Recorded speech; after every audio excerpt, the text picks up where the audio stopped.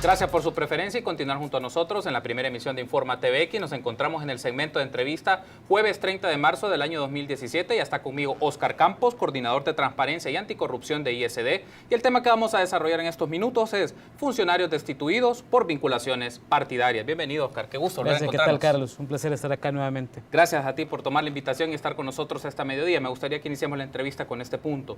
El equipo de prensa de InformaTVX.com ha puesto a su disposición una investigación que en el cual vincula de una manera interesante y para nuestra audiencia los vínculos que tiene la actual magistrada del Tribunal Supremo Electoral, Sonia Clementina Liévano, que es socia por lo menos de 6 offshores del empresario Adolfo Salumi. Me gustaría invitarte a ti, a Oscar, como nuestros amigos de la audiencia, para que puedan ver un video preparado por nuestro equipo de prensa y luego regresamos para tener tus reacciones. Veamos entonces el siguiente video.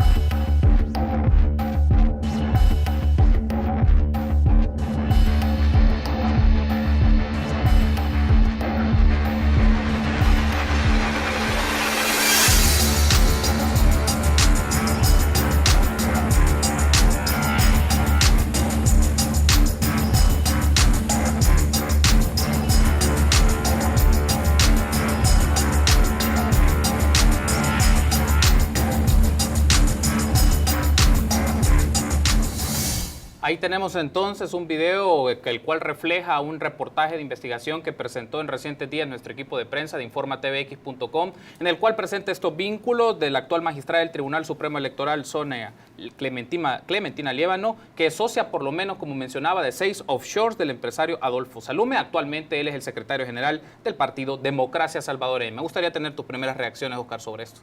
Claro, bueno, al revisar este interesante reportaje de TVX sí veíamos la posibilidad pues de que haya una estrecha relación entre la actual magistrada, recientemente ha tomado cargo como titular en el Tribunal Supremo Electoral, y las vinculaciones con los papeles de Panamá y toda esa cuestión de los offshore, en las cuales Fito Salumi es uno de los empresarios salvadoreños que tienen más de 42 empresas offshore creadas en Panamá, según una investigación que se hizo pública hace un par de meses, y que de igual manera desde ISD nosotros le atribuíamos pues algún grado de participación en algunas situaciones de evasiones fiscales relacionadas siempre a las empresas offshore.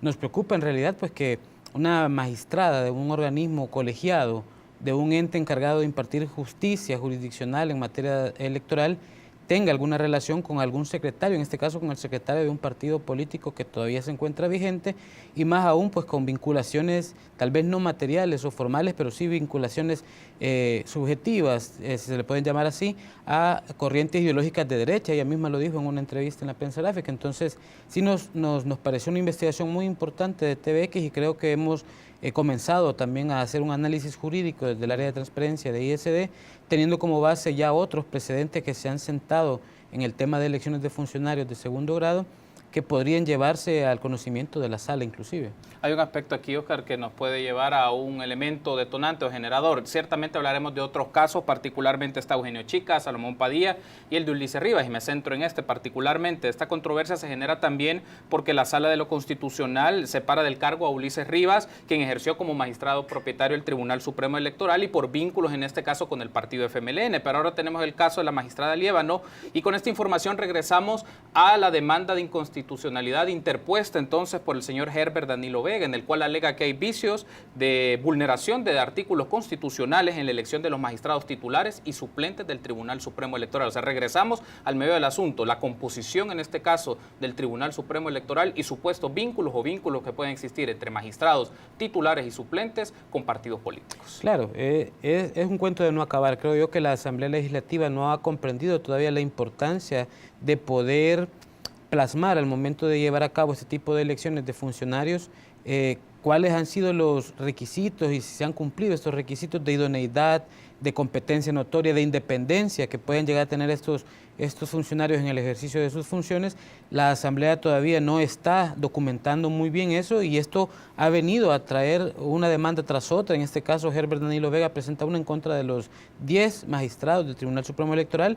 La Sala desestima esta demanda y solo se refiere al caso del magistrado o del ex magistrado, bueno, magistrado todavía, porque todavía no hay sentencia definitiva, del magistrado Rivas, pero deja por fuera a otros magistrados. Por ejemplo, el caso del magistrado Fernando Argüello Telles, exfuncionario de otras administraciones públicas en el Ejecutivo y con vínculos pues también con el partido Arena, que no son sometidos a la consideración de la sala. Entonces creemos que es importante primero hacer el hincapié en que la Asamblea Legislativa está cometiendo siempre ese mismo vicio, está siempre en la misma rueda de caballito, de no documentar bien y de no fundamentar por qué se elige a un funcionario determinado o por qué esta persona era la más idónea para ese cargo. Posteriormente a eso también hay que poner un segundo ojo en el tema de todos los precedentes que ya se han sentado por la sala. Sí. Los otros magistrados, quieras o no, son propuestos por los partidos políticos, pero deben de denotar algún nivel de denotar pues, una independencia al momento de llevar a cabo sus funciones. Sin embargo, hay otros que, por ejemplo, en el caso de la magistrada ahora, Clementina, tiene vinculaciones materiales con un partido político, no es el tradicional partido político de derecha, es otro partido recientemente formado, y adicional a ello, esas vinculaciones empresariales que pueden existir en empresas offshore que tal vez no son ilegales acá en El Salvador, todavía no lo son, pero que la práctica nos ha llevado a conocer que se utilizan pues obviamente para tratar de evadir algún tipo de responsabilidad tributaria. Creo yo que todo eso tuvo que haber sido evaluado y valorado por los magistrados de la sala al momento de conocer de esta demanda de Herbert Danilo Vega. Y justamente me lleva a este punto, Oscar, a tener en consideración también para que lo sepan nuestros amigos y amigas de la audiencia.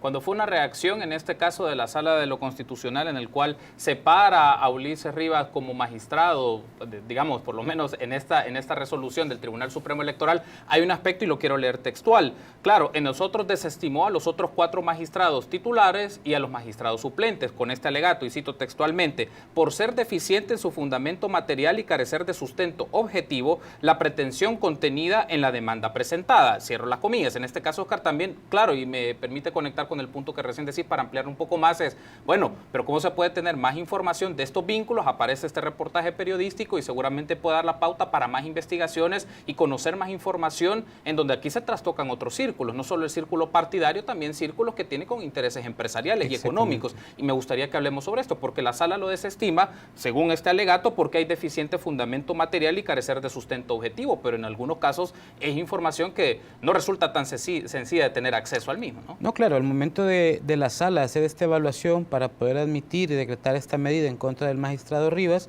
obviamente la pretensión del abogado Vega quizás no estuvo tan fundamentada en el sentido de comprobar ese vínculo material que es el que hace referencia a la sala.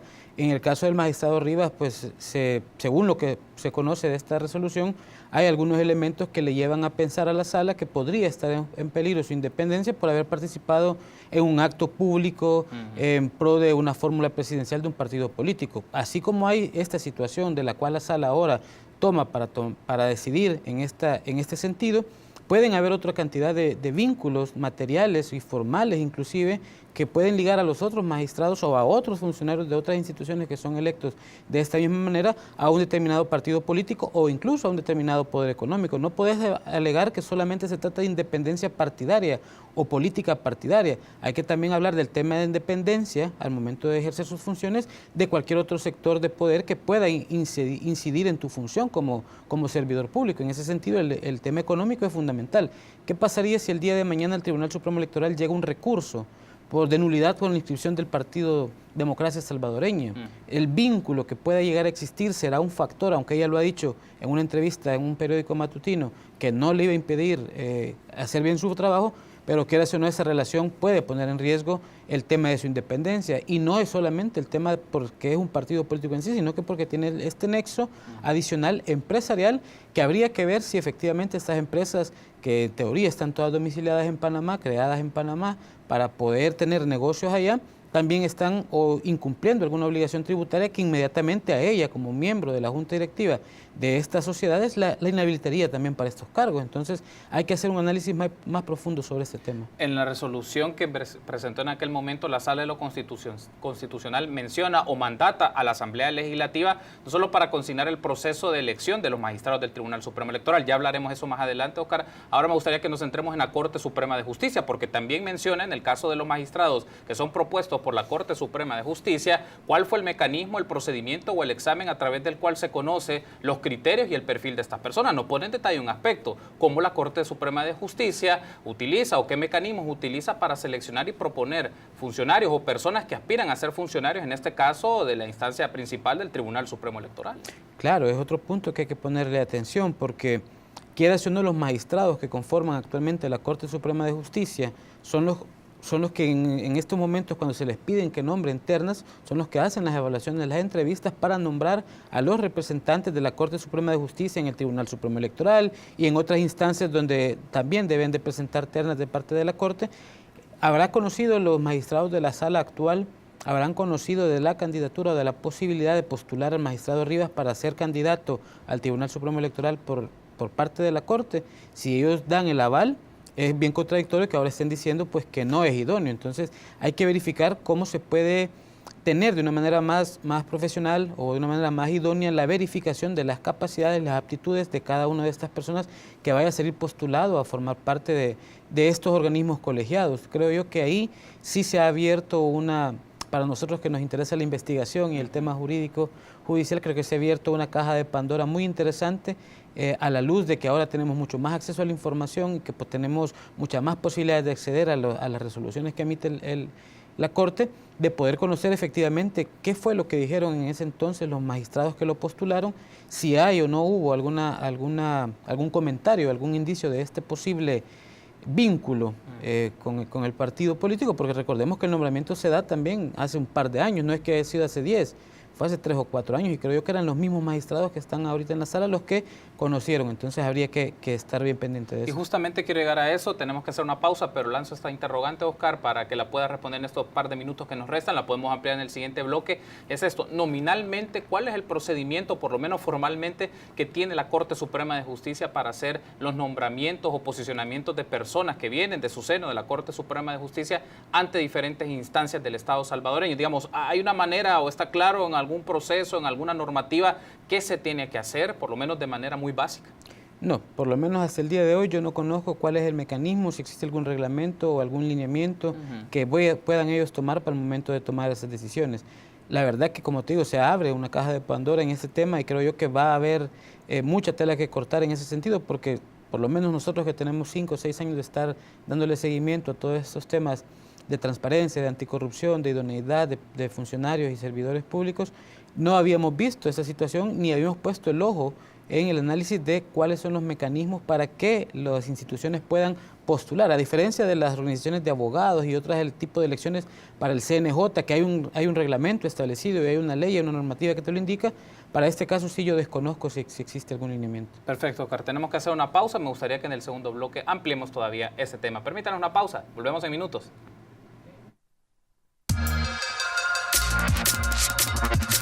Gracias por su preferencia y continuar junto a nosotros en el espacio de entrevista este jueves 30 de marzo del año 2017. Está conmigo Oscar Campos, coordinador de Transparencia y Anticorrupción de ISD, y estamos abordando el tema de los funcionarios destituidos por vinculaciones partidarias. Y entonces me gustaría retomar lo que hablábamos en el bloque anterior, Oscar.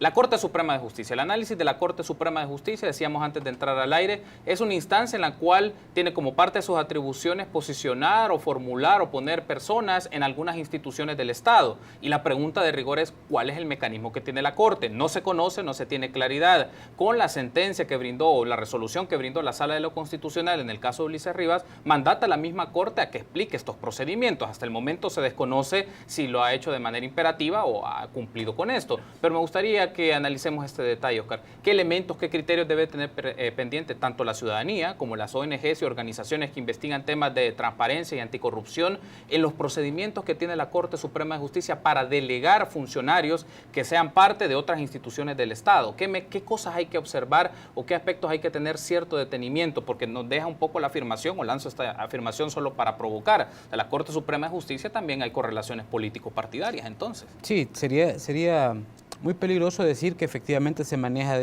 ese sentido, ¿verdad? Que son por vinculaciones partidarias. Se puede presumir también que al no haber un mecanismo establecido o un reglamento o algún lineamiento que te ordene, ¿verdad?, cuáles pueden ser los requisitos, sí también queda bien en el limbo, pues, sobre la base de qué se hacen estas postulaciones a instituciones tanto públicas como mixtas, incluso lo hablábamos fuera del aire.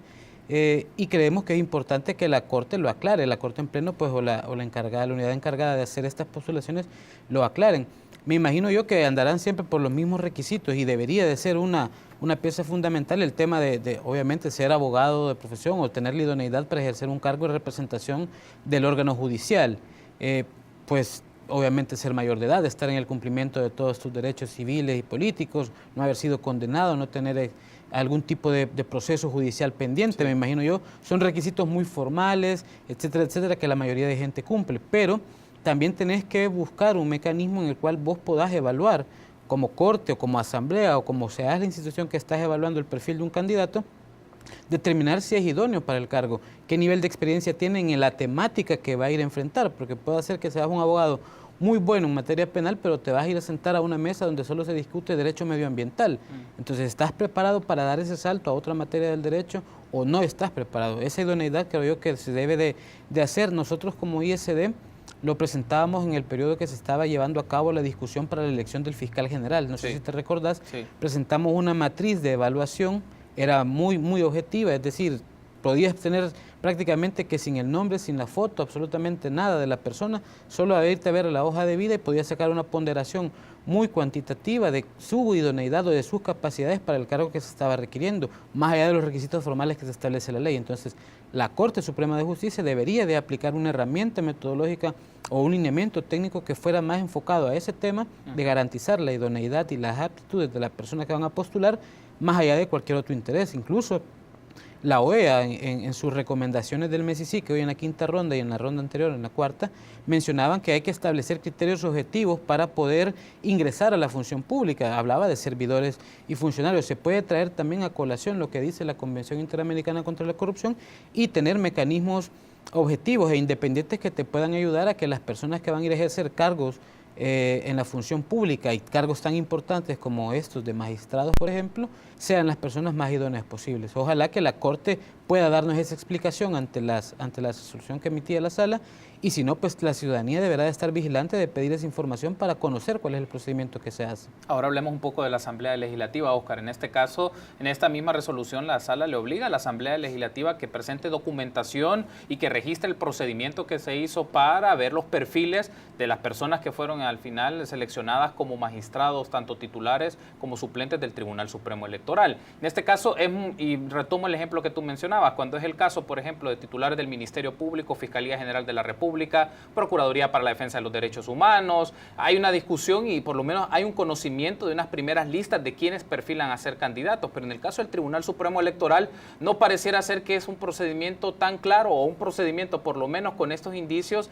a diferencia de los que acabo de mencionar. Entonces aquí el rol que tiene la Asamblea Legislativa en este proceso de selección, hablamos de un canal también natural, es como pez en el agua, están deliberando miembros de los partidos políticos para seleccionar a una instancia, claro, que tiene que ver como las reglas del juego, el ente rector de las reglas del juego de las elecciones. Claro, y desde la reforma constitucional, pues, que permitía la creación del Tribunal Supremo Electoral por encima del Consejo Electoral anterior, y le daba la potestad a los partidos políticos de que ellos propusieran y que ellos postularan a su misma gente para poder ir a defender sus intereses en la conformación del tribunal. Creo yo que ahí también hay un vicio que se debe de arreglar. Si ya bien es cierto, la Sala en resoluciones como la de Eugenio Chicas ya mencionaba que no se debe de tener algún vínculo partidario a pesar de que seas propuesto por un partido político, creo yo que ahí habría que verificar también cómo los mismos partidos políticos pueden llevar a cabo procesos de selección de esas personas que van a postular y que no sean solamente porque son parte de sus cuadros o de sus bases políticas, pues, o que fueron miembros de años de sus partidos políticos, sino que puedan tener a bien postular a gente que tenga las capacidades. Yo en el caso de Eugenio Chicas te puedo decir con conocimiento de causa, por lo menos, que el Tribunal Supremo Electoral no cometió los yerros en los procesos electorales que ha cometido este nuevo Tribunal Supremo Electoral, a pesar de que él sí era una persona afín al partido, afiliado, dirigente incluso de este partido político. Ahí sí hubo una valoración del tribunal que dejó finalizar al señor Chicas en su periodo y para luego decretar la inconstitucionalidad y que no se vieran coartados los trabajos administrativos que tenía que hacer el tribunal. Entonces, si los partidos políticos toman a bien cómo poder tener criterios para postular a estas gentes y luego la Asamblea Legislativa, que al final es la réplica de lo que los partidos han dicho, porque no se van a oponer. Si tu partido te dice, este es el que yo postulo, tu fracción en la Asamblea no te va a decir, no, mire, lo voy a vetar porque tiene vicios de ser partidario o porque no tiene la independencia que se necesita. Entonces, ese es bien complicado, ese proceso de postulación, creo que ahí es donde debería también aplicarse, y en caso de ser posible, pues el tema de las primarias, así como se van a aplicar para estas elecciones, podría ser que las bases fueran las que propusieran y luego que los partidos en la Asamblea fueran los que al final le evaluaran.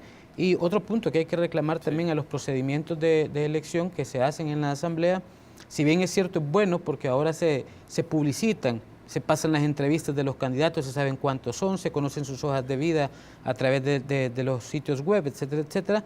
Pero el tema de cómo puedes comprobar la idoneidad, creo que para que te respondan 5 o 6 preguntas preelaboradas que se las has mandado 10 días antes y que solo te las llegan a leer, no es el mecanismo más idóneo para determinar si es o no la persona más apta. Entonces hay que ir aprendiendo, hay que ir exigiendo y creo que la ciudadanía es la que puede potenciar estos cambios mientras vayamos exigiendo más profesionalización a estos procesos, vamos a tener mejores funcionarios también al final. Hay una situación que también es muy práctica, Oscar, y lo ha reflejado el proceso de elecciones de 2015. Las circunstancias en las cuales se dieron y las fallas que se generaron en el proceso de registro de los datos, el escrutinio y las nuevas reformas que se van dando nos va llevando a un punto clave. Quienes están al frente del Tribunal Supremo Electoral obviamente son entidades políticas, es una instancia política del Estado, pero también te va llevando a tener un perfil cada vez más técnico por las modificaciones de nuestro sistema electoral. Es decir, pocas palabras, gente que conozca y que sepa lo que se va a hacer al frente del Tribunal Supremo Electoral por los cambios que se hacen en las listas, por el tema también de las valoraciones más matemáticas de las fórmulas de cómo se distribuyen los escaños. Es decir, hay un tema un poco complejo en esto y nos va llevando a esta idea que la Asamblea Legislativa y la Corte deben ser personas especializadas en el campo electoral, en el derecho electoral y en los procedimientos electorales. Si no, eso se va a reflejar en procesos electorales con fallos, como tú mencionabas del 2015. Sí, efectivamente. Hay que poner esa atención, pues específicamente ya ahora que se viene un nuevo proceso electoral con nuevas modificaciones a cómo se va a llevar a cabo el conteo de las marcas o los votos en las papeletas para diputados y para consejos municipales plurales, luego la presidencial. Es decir, hay que ir aprendiendo, hay que irle poniendo mucha atención. Creo que ese tribunal va a ser uno de los más observados después de lo sucedido en la elección anterior, y es donde tienen que demostrar que efectivamente fueron electos y que tienen a su alrededor administrativamente gente capacitada. En el tribunal hay gente que tiene 10, 15, 20 años que administrativamente han estado al frente de algunas direcciones y que porque no están ligados, o por lo menos materialmente, a un partido político, pues todavía continúan en los cargos porque tienen el conocimiento, tienen la expertise técnica. Entonces habría que ver si sale mejor promover la promoción de estas personas para que lleguen a ser los titulares de estas instituciones, porque ya conocen todo el entramado del Tribunal Supremo Electoral, a estar buscando dentro de las bases de los propios partidos al que más suda la camiseta para que se vaya a dar duro en el tribunal. Entonces hay que sopesar la experiencia técnica y la capacidad por encima de, digamos, la confianza partidaria que se le pueda tener a alguien. ¿Cómo puede entrar también en esta discusión, Oscar? Claro, los partidos políticos pueden alegar, bueno, pero si no tendríamos participación en el tribunal, ¿cómo vamos a garantizar que los procesos electorales sean transparentes y que no exista algún tipo de modificación o algún tipo de fraude? Y me gustaría tener tu valoración sobre esto, Oscar, el rol de la Junta de Vigilancia Electoral. Poco se habla, pero la Junta de Vigilancia Electoral, conformada por los partidos, tiene la tarea de vigilar el trabajo del Tribunal Supremo Electoral, de los organismos electorales temporales y de lo que ocurre en el proceso. Por ahí podría ser un mecanismo en el cual los partidos políticos hagan esa contraloría y tengan la seguridad, la certeza de que el Tribunal Supremo Electoral va a hacer un buen trabajo en los procesos electorales y les va a garantizar transparencia y resultados fiables. Sí, podría ser un mecanismo bastante válido y me parece muy razonable lo que decís.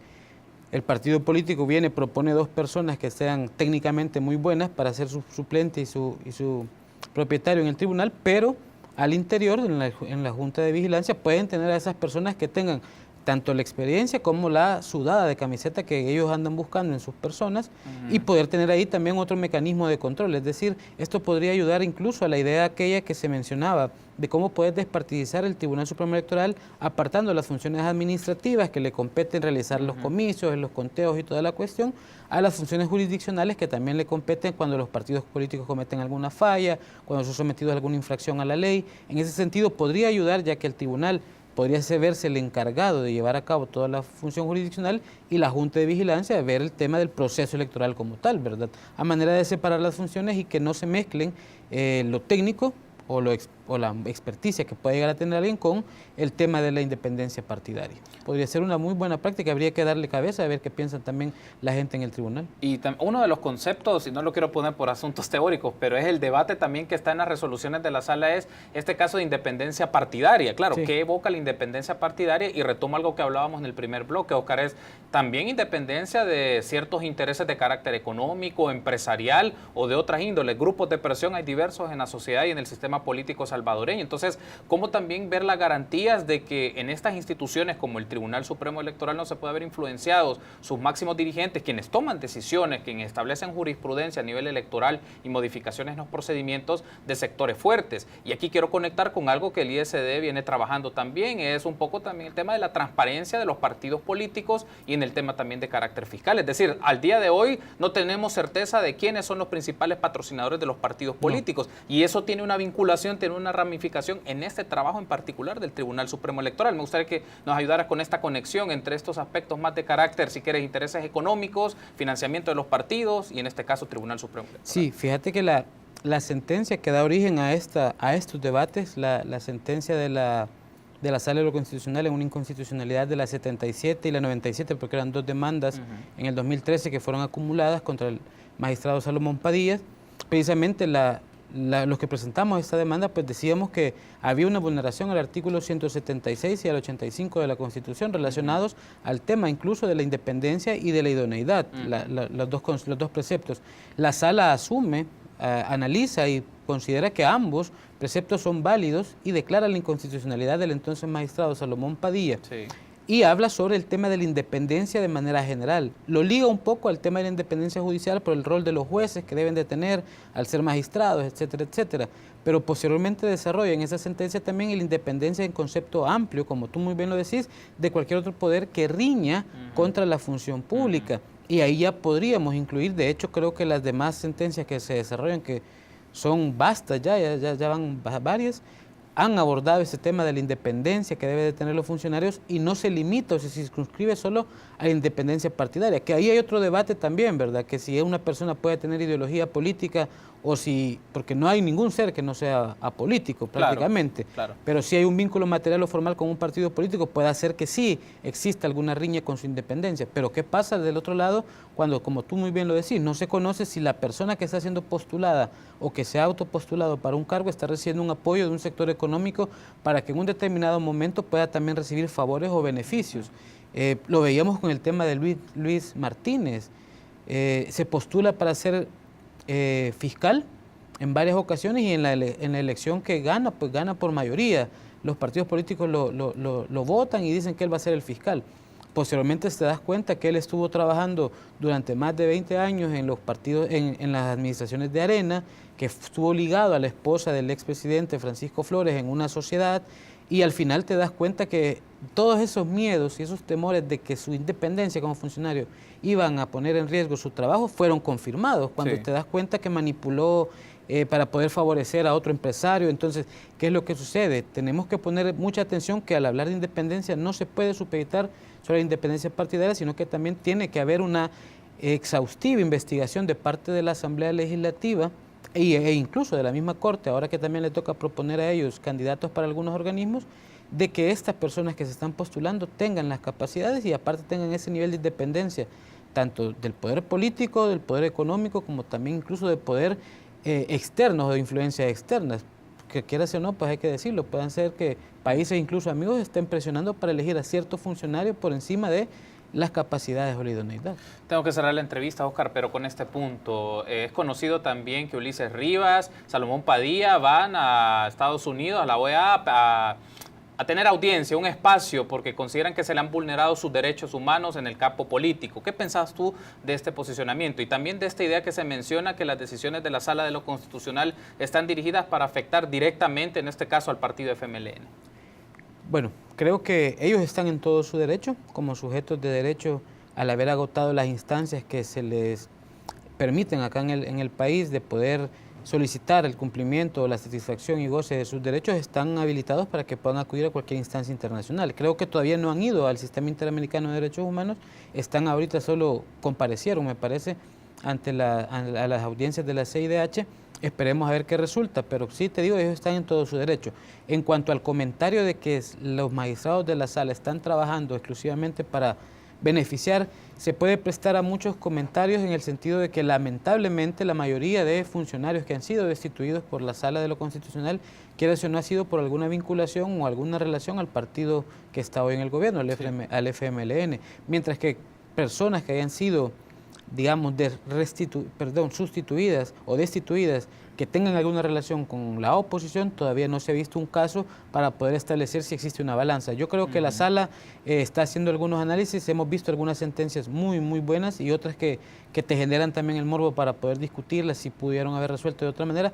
Esperemos que en los próximos días ellos también pudiesen sacar alguna sentencia, alguna resolución en la que se viera la imparcialidad con la que están trabajando al momento de decidir en este tipo de cuestiones sobre independencia de los funcionarios de elección. Perfecto, Oscar. Gracias por Carlos, habernos acompañado. Placer, gracias. Ha sido un gusto, gracias por haber estado con nosotros en esta oportunidad. Nos acompañó Oscar Campos, coordinador de Transparencia y Anticorrupción de ISD, y hablamos un poco de los funcionarios destituidos por vinculación partidaria. Permítanos una pausa, volvemos en minutos.